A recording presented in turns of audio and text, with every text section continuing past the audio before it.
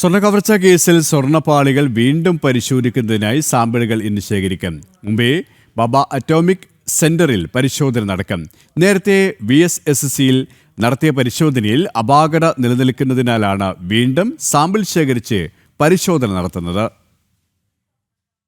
ശബരിമലയിലെ സ്വർണ്ണപ്പാളികളിൽ വീണ്ടും പരിശോധന നടത്താൻ ഒരുങ്ങുകയാണ് പ്രത്യേക അന്വേഷണ സംഘം. ശബരിമല സന്നിധാനത്ത് ഇന്നെത്തുന്ന അന്വേഷണ സംഘം സാമ്പിളുകൾ വീണ്ടും ശേഖരിച്ച് ശാസ്ത്രീയ പരിശോധനയ്ക്ക് അയക്കും. മുംബൈ ഭാഭ അറ്റോമിക് സെന്ററിലാണ് പരിശോധന നടത്തുക. നേരത്തെ VSSCയിൽ ശാസ്ത്രീയ പരിശോധന നടത്തിയിരുന്നുവെങ്കിലും അവ്യക്തത നിലനിൽക്കുന്നതിനാലാണ് വീണ്ടും ശാസ്ത്രീയ പരിശോധന നടത്താൻ തീരുമാനിച്ചത്. ഇക്കാര്യത്തിൽ ഹൈക്കോടതിയിൽ നിന്ന് അനുമതി ലഭിച്ചതിന് പിന്നാലെയാണ് സാമ്പിൾ ശേഖരിച്ച് പരിശോധനയ്ക്ക് അയക്കുന്നത്. VSSCയിലെ അന്തിമഫല സ്വർണത്തിന്റെ അളവ് സംബന്ധിച്ചും പാളികൾ മാറ്റിയോ എന്നതിലും പൂർണ്ണമായ വ്യക്തത വന്നിട്ടില്ല. മാത്രമല്ല, ശാസ്ത്രജ്ഞന്മാരിൽ നിന്ന് മൊഴിയെടുത്തിരുന്നുവെങ്കിലും കൃത്യമായൊരു ഉത്തരവും ലഭിച്ചിരുന്നില്ല.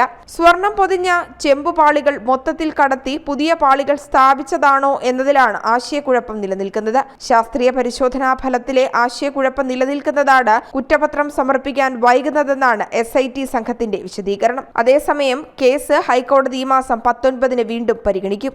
ജനം, തിരുവനന്തപുരം.